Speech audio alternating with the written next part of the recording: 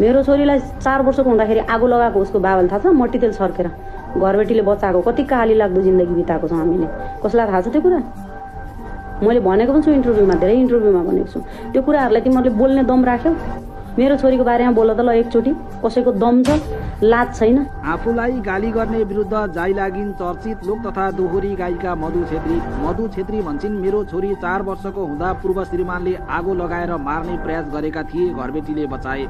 दर्शकबिन, केही दिन अगाडि मधु छेत्रीले आफ्नो पूर्व पतिको मृत्यु हुँदा दिएको अभिव्यक्तिको सर्वत्र आलोचना भएको थियो। तर यति बेला आएर उनले अर्को भिडियो सन्देश जारी गर्दै आफ्नो पूर्व पतिको मृत्यु हुँदा खुसी हुनुपर्नाको कारणबारे स्पष्टीकरण दिएकी छन्। मधु छेत्री सिस्टरको अलिकति क्लिप चाहिँ भाइरल भएको छ क्या, जहाँ चाहिँ उहाँले भन्न खोज्नु भएको छ कि आमिन त मरिस, त मरेको पनि 4-5 दिनसम्म कसैले थाहा पाएन। बाबुआमाले खरानी लिएर जाँदाखेरि पनि कसको तेरे पो हो कि कसको लिएर जानु भएको छ होइन। भन्न खोजेको तात्पर्य चाहिँ तैँले पाप गरेको थिइस्, तैँले मलाई अब्युज गरेको थिइस्। अब उहाँले त्यो मान्छेले चाहिँ उहाँको छोरीलाई पनि धेरै कुराहरू गर्नु भएको रहेछ। आएर न उहाँले यो घटनालाई पब्लिक गर्नु भएको छ कि छैन, तर मसँग चाहिँ सेयर गर्नु भएको छ। र त्यो मसँग सेयर गरेको घटनाको आधारमा त मान्छेले रिसमा के गर्छ भन्नुहोस् त, कति घटना आइरहेको छ। सबै कुरा अहिले त मनमा कति शान्ति भयो मलाई त त्यो खबर सुनेदेखिबाट यति मनमा शान्ति भयो कि ओ माइ गॉड। भगवानले चाहिँ मेरो हिसाब किताब बराबर गरिदिनु भयो।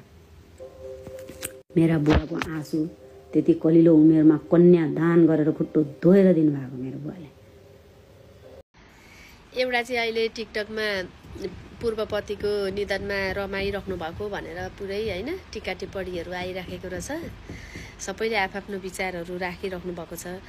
हामी नेपाली के, विशेष गरेर हामी नेपालीहरू यति धेरै दयालु मायालु खालको छौँ क्या। तपाईँ हामी जो पनि एकछिन रिसाए पनि बाँचे पनि होइन, लडे पनि सरापे पनि हामीभित्र मानवता छ, हामीभित्र पनि आँसु छ, दुःख छ, पीडा छ, लुकेको हुन्छ क्या।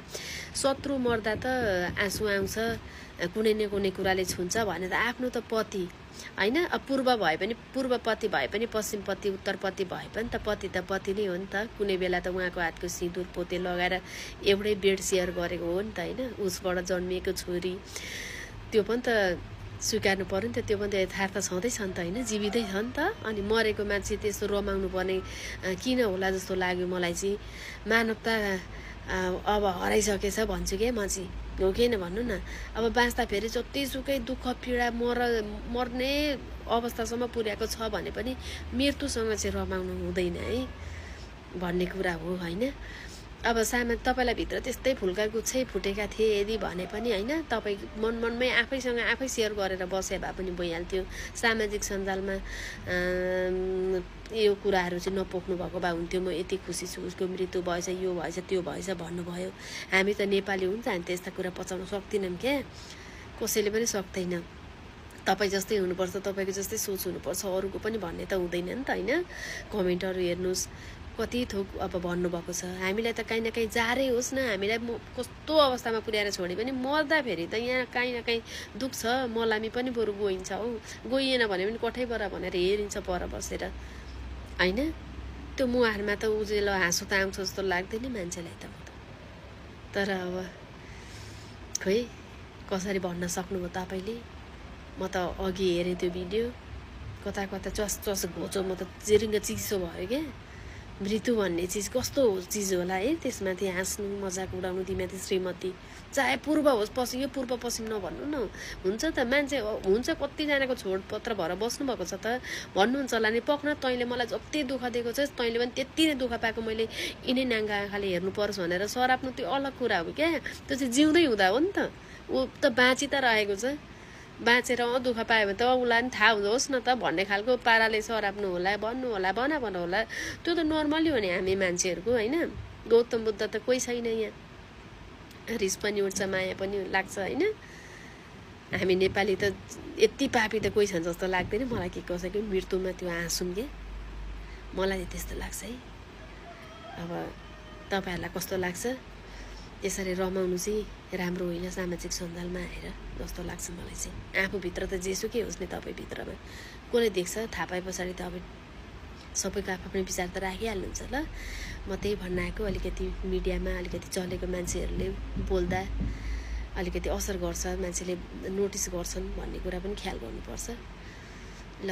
काल भनेको अहिले आफ्नै जिब्रोमा छ होइन, चिप्लियो भने त मारेरै छाड्छ सामाजिक सञ्जालले, कमेन्टले। ल म त्यति भन्न आएको, भात पकाउन गएँ। माया हुँदैन अलिकति?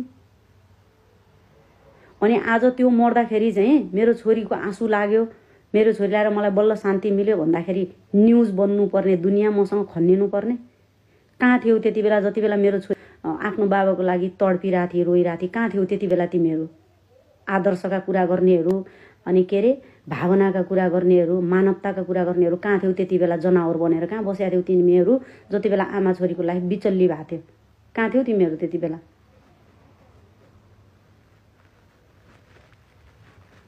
भुँडी बोकाउँदैमा बाउ हुँदैनन्, बाउको कर्तव्य पुरा गर्नुपर्छ। हामीसँग भागेर हिँड्नलाई हामीले केही गरिदिएको थिएनौँ उसलाई। त्यही सम्पत्ति दिनुपर्छ भनेर भगाएको त हुने, भागेका त हुने। हामीलाई सम्पत्ति चाहिएकै होइन। मैले डिभोर्स पेपर लिँदाखेरि एक सम्पत्ति टुक्रो लिएन त। अनि छोरीले सम्पत्ति अंश दाबी गर्छ भनेर भागेको। अहिले ऊ मरेर गयो, कसले खायो उसको सम्पत्ति? हामीलाई मतलबै छैन त अनि सम्पत्ति।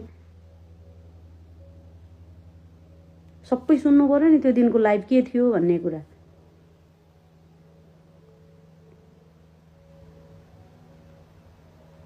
भुँडी किन बोक्नु अरे? यस्तो हो नि त, नाठोको बोकेको होइन नि। समाजमा बिहे गरेर झ्याइ बाजा बजाएर बुवाले खुट्टो धोएर दिएको घर बार हो। के थाहा त्यस्तो हुन्छ भनेर? नाठोको बोकेको भए पो सामाजिक हिसाबले बिहे गरेर त्यस्तो के अरे कर्फ्यू लागेको थियो त्यति बेला। मेरो बिहे हुँदाको दिनमा अगाडि पछाडि आर्मीको गाडी थियो, बिचमा बिहेको गाडी थियो, बाटोभरि बमै बम थियो। बुवाले कस्तो स्थितिमा बिहे गरेर त्यो भाग्यमा जुरेको त्यसरी कसैलाई थाहा छ? अझ मलाई फलो गरेको।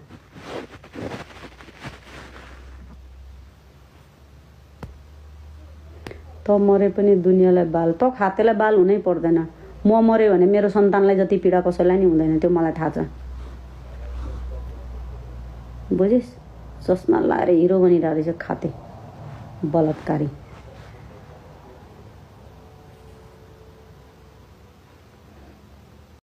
कहीँ हो र ऐना छ, सोचेको जिन्दगी रहेनछ भनेर एकदम भाइरल भएको। मलाई पनि एकदम स्वरको एकदम धनी राम्रो लाग्ने, एकदम राम्रो गायिका लाग्ने नाम मधु छेत्री होइन।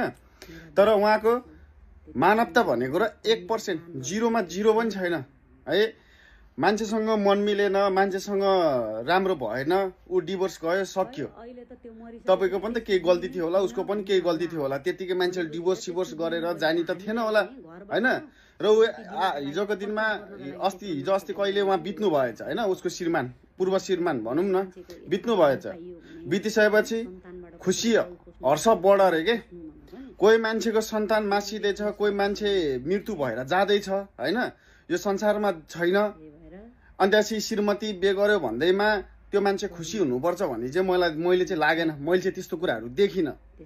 तपाईँलाई अलिकति लाज लाग्नुपर्ने यस्तो कुराहरू बोल्दाखेरि चाहिँ, अलिकति तपाईँलाई शरम लाग्नुपर्ने हो। ठिक छ, तपाईँले दुःख पाउनु होला, तपाईँले पनि त दुःख दिनु भएको थियो होला नि त पहिला। त्यतिकै छोडेर त्यतिकै डिभोर्स भएर त गएको थिएन होला। र अहिले पनि जुन श्रीमानले बिहे गर्नु भएको छ, कसरी झेलेर बस्नु भएको छ तपाईँ जस्तो श्रीमतीलाई भन्नुहोस् त? कसरी झेलेर बसेको छन् जस्तो लाग्यो क्या मलाई अहिले। अस्ति तपाईँको केही काण्ड निस्किएको थियो, पछि फेरि मिल्नु भयो होइन। कसरी झेलेर बसेको रहेछ भन्ने त हामीले त अहिले सामाजिक सञ्जालमा हेरिसकेपछि थाहा भयो नि त। एकदम नराम्रो कुराहरू बोल्नु भयो तपाईँले। एउटा छोरी मान्छेमा मानवता हुन्छ नि, जे भए पनि जस्तो सुकै भए पनि, तर त्यो मानवता तपाईँमा रहेनछ। यस्तो कुराहरू तपाईँहरूले भोलि तपाईँको बच्चाले के सिक्ने तपाईँबाट यस्तो कुरा गरिसके पछाडि?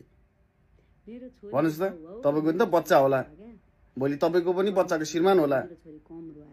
अनि तपाईँहरूले यस्तै संस्कार सिकाउने हो त? हामी के अरे सोसियल मिडियामा चलाउने मान्छेहरूले, हेर्ने मान्छेहरूले तपाईँबाट यस्तै संस्कार सिक्ने हो त? यस्तो काम एकदम गलत हो तपाईँलाई होइन। तपाईँको गलतलाई गलत भने है त मैले।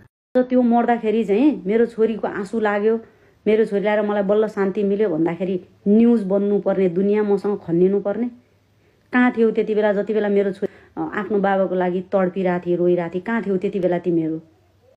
मेरो छोरीलाई 4 वर्षको हुँदाखेरि आगो लगाएको उसको बाबाले थाहा छ? मट्टीतेल सर्केर घरबेटीले बचाएको। कति काली लाग्दो जिन्दगी बिताएको छौँ हामीले। कसैलाई थाहा छ त्यो कुरा? मैले भनेको पनि छु इन्टरभ्यूमा, धेरै इन्टरभ्यूमा भनेको छु। त्यो कुराहरूलाई तिमीहरूले बोल्ने दम राख्यौ? मेरो छोरीको बारेमा बोल त ल एकचोटि, कसैको दम छ? कृपया हाम्रो च्यानललाई सब्स्क्राइब गरिदिनुहोला र साथै छेउमा रहेको बेल आइकनलाई पनि थिचेर हाम्रो च्यानलले अपलोड गरेका लेटेस्ट भिडियोहरू सबैभन्दा पहिला प्राप्त गर्नुहोला। धन्यवाद।